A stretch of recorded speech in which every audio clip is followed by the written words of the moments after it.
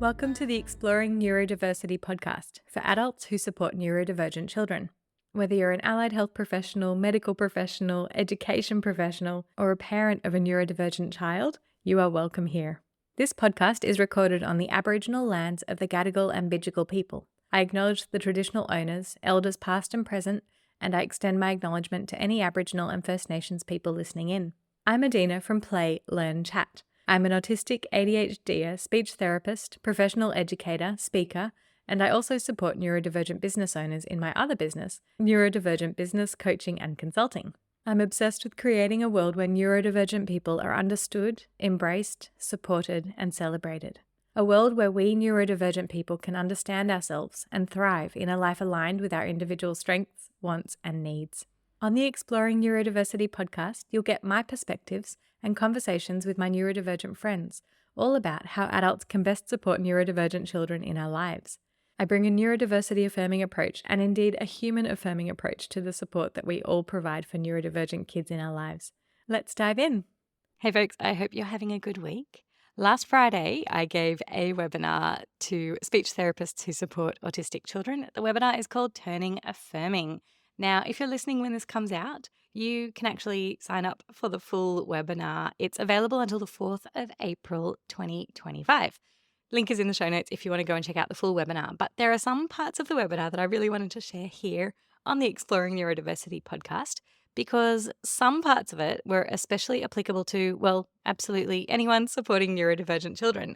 So you will catch a few parts of my webinar, Turning Affirming, where I shared a bunch of ideas, busting some classic myths about what neurodiversity affirming practice is and isn't. So I hope you listen in. Let me know what you think. And if you are a speech therapist, go and check out my course, Affirming Communication for Autistic Children. It is open right now as I release this episode, open also until the 4th of April 2025. If you're listening after the fact, head over to the link anyway and you can find out what's going on with the course when it's opening, or hop on the waitlist if it's not open yet. Enjoy me popping some myth bubbles. Neurodiversity affirming practice, even if we didn't know the terms or the structures or what it is till recently, because it's only in the last few years we've really been talking about it. We all, my parents, you, me, we were probably doing a lot of this before we knew what it was. So now we have some frameworks, some ideas and concepts and really clear ways to understand what is and what isn't affirming.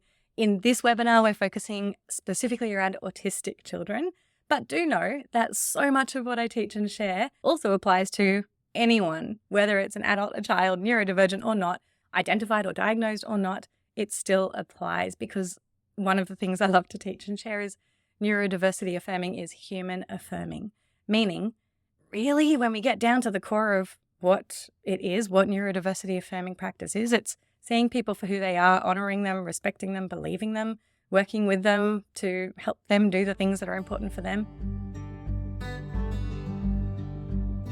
Myth.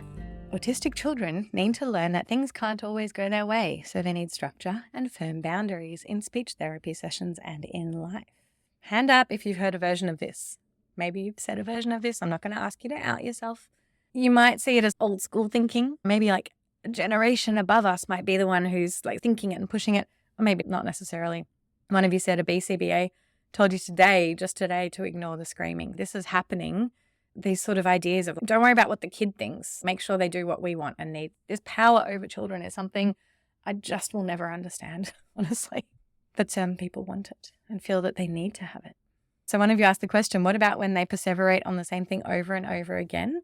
And the question there, is that a bad thing? And why is that happening? So where is the problem there? You need to really question that. Is it an issue, or is it just a neurotypical assumption that we continually need to move on to different things? Or is it that they're doing that for a reason that feels safe and secure for them, and they need that certainty, they need that repetition, which tells us maybe other things for that child are feeling not good and not okay. So addressing the connection, the safety, the sensory environment, who's around them, their sense of predictability, that might help that child shift into new ideas in time. If somebody is sticking on an idea, there's a reason for it. You still hear this? Yeah. You hear this occasionally. Yeah. Occasionally. I feel like it's dimming this sort of hardline approach, maybe. So here's the thing, and this comes back to like me and the washing. An autistic child having a meltdown, insisting that things go their way, air quotes, that's a child in distress. There are many factors that can contribute to their distress. Their sensory regulation, emotional regulation, relational safety, need for certainty, all these things we've discussed. When a child is in distress, it is not the time to try and enforce boundaries and teach them a lesson, because it's only going to lead to trauma, shame, and withdrawal, and shutdown, and meltdown, and all of those other things. It's not the time to teach when somebody is in distress. We need to first ensure that a child feels okay, and when they do, then we can start to extend them, and sometimes the extending them is putting a boundary into place. Now, I will say, and there's a lot that I share about this in my other work, like in my Affirming Communication for Autistic Children course, in my Affirming Approaches to Supporting Behaviour webinar as well, where there is a case for actual real boundaries, but they're so much less often needed than we possibly might think. So we need to really think carefully. If we're putting a boundary in place for a safety reason, okay, you're not going to let an autistic child run outside to the balcony and jump off the balcony, because that is incredibly dangerous. That's an understatement, right? We still have boundaries. So yes, you are going to close the door and lock the door because we're keeping that child safe. And that is a boundary that is absolutely appropriate. And yes, the child might absolutely hate that, but we might then find another way to support them. If they want to be outside, we'll go find a way to get them outside in a place that is safe. So much more to say on that, and I do in my other content. Yeah, I just want to flag there is a case for boundaries, but we've got to be really careful about when we choose them and what they are. And it's not about punishing a child. It's not about power over a child. It's about really thinking carefully, what does this child need for safety and the people around them as well.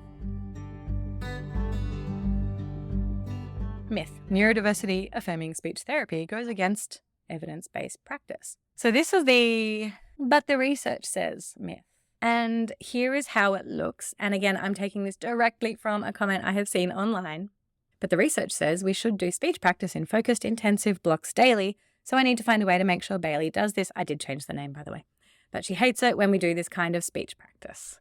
That's a myth, because how we apply the research, the formal published research, that is where we are actually exercising our clinical judgment. That is our job, our real job, is understanding the connection between what is the published research and how does that fit the child in front of us. I have a framework that I have spoken about in my podcast series. I've got a mini podcast course, Evolve Your Affirming Practice. Give me a little hands up if you're part of that, and if you've listened to that, awesome. You can still get it, by the way. And that's where I go much deeper into this topic, but I've given you the resource, and I'm going to go through the filters that we can apply to thinking through, but how do we apply the research to this child? So if you are interested, that QR code should take you there. It's another free thing, and it's podcast based. So you can just sign up and it goes in your ears. It's 4 episodes and one whole episode is on this topic. Now, my affirming filters for evaluating evidence framework has 3 filters that we think through to go, okay, does the published research actually fit this child? What we think we're supposed to do because the journal article said so, or the manual said so, what does that mean for the child in front of us? So filter 1 is the client-centered filter. Does this evidence align with the goals, strengths, and lived experiences of this individual child and their family? Number 2, the meaningful outcomes filter. Does the outcome being measured reflect something that genuinely improves the child's quality of life? And really, I go into this in the podcast, but I've got a flag. So often, the kids that we're actually supporting, the autistic kids, disabled kids, the multiply marginalized kids who are at the intersections of all these different identities, they are often excluded from the research. So what is published in journal articles very often is not actually representative of the kids we're supporting. The inclusive evidence filter. Does this evidence take into account diverse perspectives, including lived experience, marginalized voices, and internal evidence from your own practice, life, and experience? So much more guidance and examples around this in that podcast episode. I'll pop it up again if you do want to go and register for that one. So there's no time limit. That one's just available. And you've got the handout in your workbook. So those filters should be what you need to help think through and broaden your idea about how do we actually apply the evidence, the hardcore journal articles, if they do indeed exist, to the child in front of us. And how else do we gather evidence to inform what we do with kids to support them? Myth: autistic kids should learn to speak, otherwise people won't understand them. Now, I talk a lot about changing the world around a child, and that's this piece. The people around them won't understand them. That's up to the world, the people around a child, to adjust to understand the child in front of them. And if that means learning sign language, and if that means learning how to use and understand AAC device, and if that means any other form of understanding the child, maybe it's a communication dictionary for the child's the idiosyncratic behaviors and gestures that they use, that is on the world around them to change, to adjust, to understand the child better. That is our responsibility to help the parents, the teachers, the other kids understand that child better.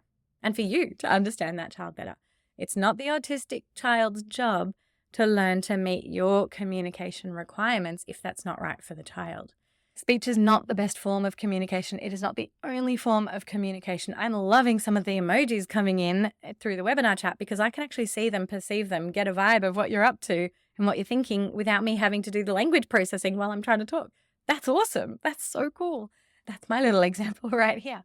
I am doing body language. We're doing gestures. There's so many valid ways to communicate. More to the point, there's no invalid way to communicate. And if a child is not ready for speech and speech is not reliable or it's not their best or only or a consistent way of communicating, or even if it normally is, but in that moment, speech is not their best way of communicating, then it's not their best communication method. We need to support them to be able to communicate in whatever way they can that is right for them in that moment.